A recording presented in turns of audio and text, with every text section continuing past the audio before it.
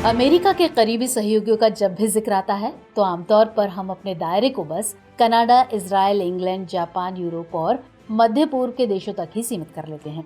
लेकिन क्या आपको पता है कि सेंट्रल एशिया के देश भी उसके प्रमुख सहयोगियों में से एक हैं? ये सेंट्रल एशियाई देश हालिया बदलती भू राजनीति में महत्वपूर्ण स्थान रखते हैं और यही वजह है कि बदलते परिवेश में इन देशों को अपना और करीबी बनाने के लिए अमेरिका ने C5+1 का गठन किया है। इसका हाल ही में एक सम्मेलन भी आयोजित किया गया है। अब ऐसे में सवाल उठना लाजमी है कि आखिर ये C5+1 क्या है और इस संगठन को बनाने की जरूरत क्यों पड़ी, इसके प्राथमिक उद्देश्य क्या हैं और इस संगठन का हालिया शिखर सम्मेलन का महत्व क्या है। तो ऐसे ही तमाम सवालों के जवाब हम आज के इस एपिसोड के जरिए तलाशेंगे। असल में C5+1 राजनयिक ढांचा है। इसे साल 2015 में स्थापित किया गया था। आधिकारिक तौर पर इसकी शुरुआत उज्बेकिस्तान के समरकंद में हुई थी और इसके प्राथमिक उद्देश्यों में क्षेत्रीय सहयोग को बढ़ाना, सुरक्षा चिंताओं को दूर करना और आर्थिक विकास को बढ़ावा देना शामिल है। दरअसल ये अमेरिका के साथ 5 मध्य एशियाई देशों यानी कजाकिस्तान, किर्गिस्तान, ताजिकिस्तान, तुर्कमेनिस्तान और उज्बेकिस्तान के बीच संवाद और सहयोग को बढ़ावा देने के लिए एक महत्वपूर्ण मंच के रूप में कार्य करता है। बदलते परिवेश के अनुसार ये संगठन अमेरिका और मध्य एशियाई क्षेत्र के बीच राजनयिक जुड़ाव में हुए विकास का प्रतीक है। इस राजनयिक पहल में अमेरिका की भागीदारी मध्य एशिया में उसके रणनीतिक हितों से प्रेरित है। ये हित भू राजनीति, सुरक्षा और आर्थिक अवसरों के क्षेत्र में मध्य एशियाई देशों के महत्व को रेखांकित करते हैं।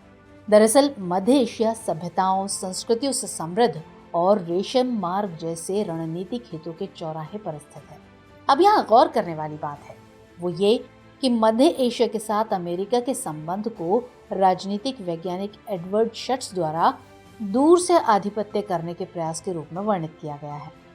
अफगानिस्तान में बढ़ती सुरक्षा चिंताओं और क्षेत्र में रूसी प्रभुत्व की कोशिश के बावजूद इस क्षेत्र में अमेरिका की अपेक्षाकृत सीमित उपस्थिति इसे अमेरिका के लिए गंभीर चुनौती बनाती थी। इसे समझते हुए अमेरिका ने इस क्षेत्र में अपनी भूमिका को बढ़ाते हुए रूस को रोकने की कोशिश की है। इसके अलावा C5+1 ढांचे के प्राथमिक उद्देश्यों में राजनयिक जुड़ाव के कई पहलू शामिल हैं, जैसे कि क्षेत्रीय सुरक्षा और स्थिरता को बढ़ावा देना।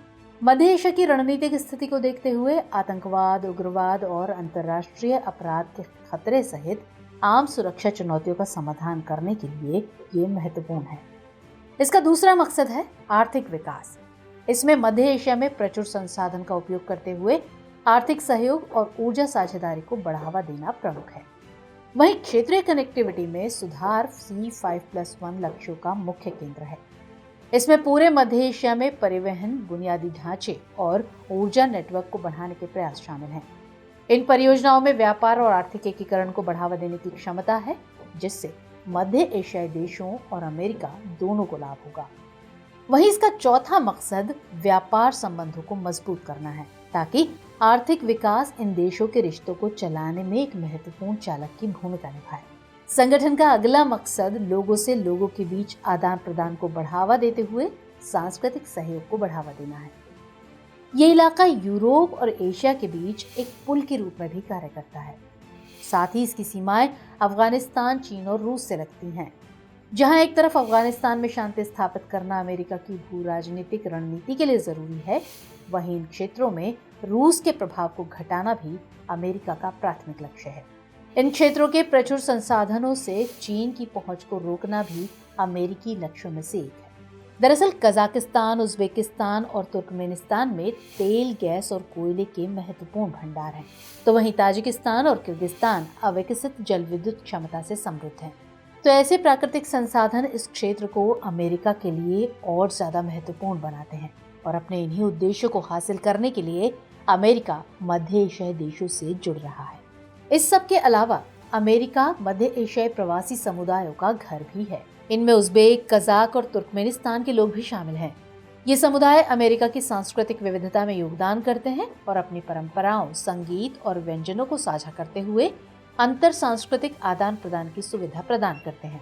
चूंकि अमेरिका मध्य एशिया में अपनी उपस्थिति बनाए रखना चाहता है, इसलिए वो संबंध बनाने के लिए सांस्कृतिक कूटनीति का उपयोग कर रहा है।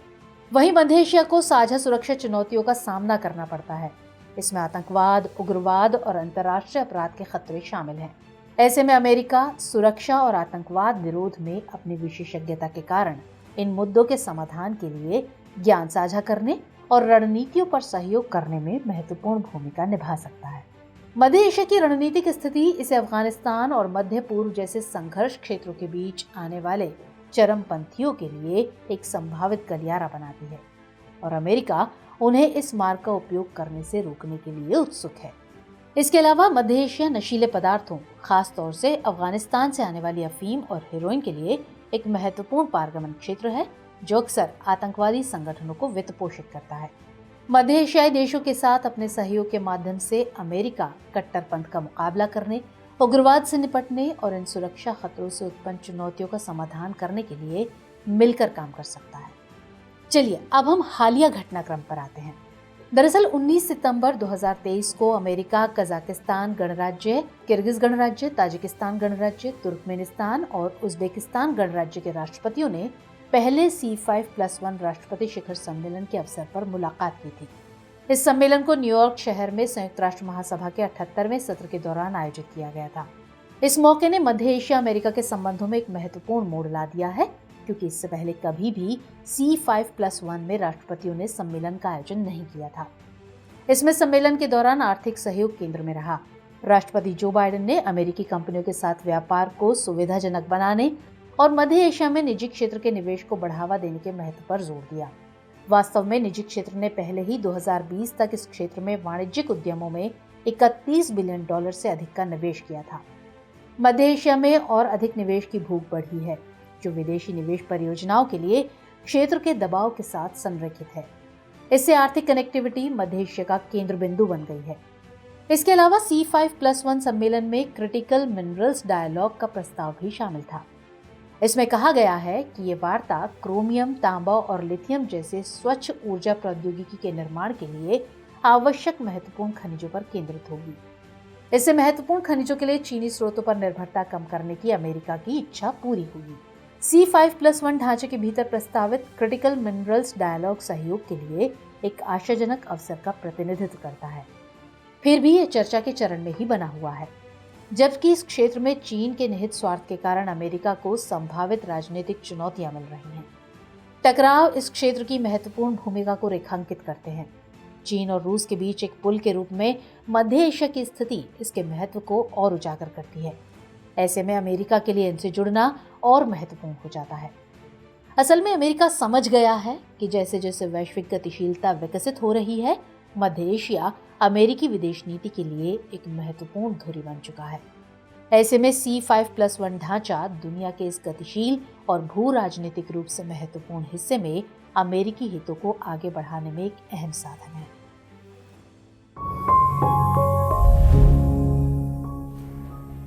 तो चलिए अब बारी है इस कार्यक्रम के रविवारी विशेषांक यानी दुनिया मेरे आगे की, जिसमें हम बात करेंगे दूसरी अहम अंतर्राष्ट्रीय खबरों की। चीन के प्रधानमंत्री ली कियांग बीते दिनों किर्गिस्तान के दौरे पर थे। यहाँ वो चीन, किर्गिस्तान, उज्बेकिस्तान यानी CKU रेलवे पर चर्चा करने के लिए गए थे। दरअसल यूक्रेन पर रूस के आक्रमण के बाद से चीन से यूरोप और मध्य पूर्व तक वैकल्पिक मार्गों की आवश्यकता बढ़ गई है। इसने 20 साल पुरानी रेल परियोजना को फिर से उजागर किया है। ये नया मार्ग यूरोप तक माल पहुंचाने में लगने वाले समय को 7 या 8 दिनों तक कम कर देगा। इससे मध्य एशिया के लिए महाद्वीपीय व्यापार में अवसर बढ़ेंगे। खबरों की माने तो इस मार्ग का उपयोग प्रतिबंधों से बचने और ग्रे जोन व्यापार के विकास को बढ़ावा देने के लिए भी किया जाएगा। कैलिफोर्निया के गवर्नर न्यू जॉम चीन की 1 सप्ताह की यात्रा पर हैं। इसका मकसद जलवायु संबंधी मुद्दों पर वैश्विक नेता के रूप में राज्य की भूमिका को सुदृढ़ करना है। न्यू जॉम ने हांगकांग विश्वविद्यालय में जलवायु संबंधी चर्चा की। दरअसल जलवायु के क्षेत्र में सहयोग अत्यंत आवश्यक हो गया है।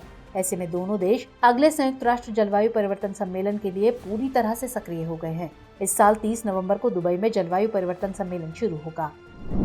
उधर आयरिश सरकार अपनी एशिया प्रशांत रणनीति के हिस्से के रूप में भारत के साथ आर्थिक और सांस्कृतिक संबंधों को मजबूत करना चाहती है। दिलचस्प बात यह है कि इस रणनीति में 100 बिलियन यूरो के व्यापार का लक्ष्य निर्धारित किया गया था, जिसे समय से 2 साल पहले प्राप्त कर लिया गया है।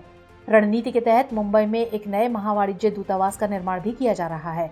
दरअसल आयरिश उप प्रधानमंत्री माइकल मार्टिन ने भारत के साथ संबंधों को और गहरा करने की बात कही है। इसके अलावा मार्टिन ने भारत और कनाडा के बीच हालिया विवाद पर टिप्पणी करते हुए कहा कि दोनों देशों को इस मुद्दे को सुलझाने का रास्ता ढूंढना चाहिए। उनके मुताबिक आयरलैंड अंतर्राष्ट्रीय मुद्दों को मानवाधिकार के नजरिए से देखता है। तो चलिए चर्चा को विराम देते हुए नोट कर लेते हैं आज का सवाल। अमेरिकी विदेश नीति में मध्य एशियाई देशों के बढ़ते महत्व में C5+1 कैसे महत्वपूर्ण हो जाता है, समझाइए।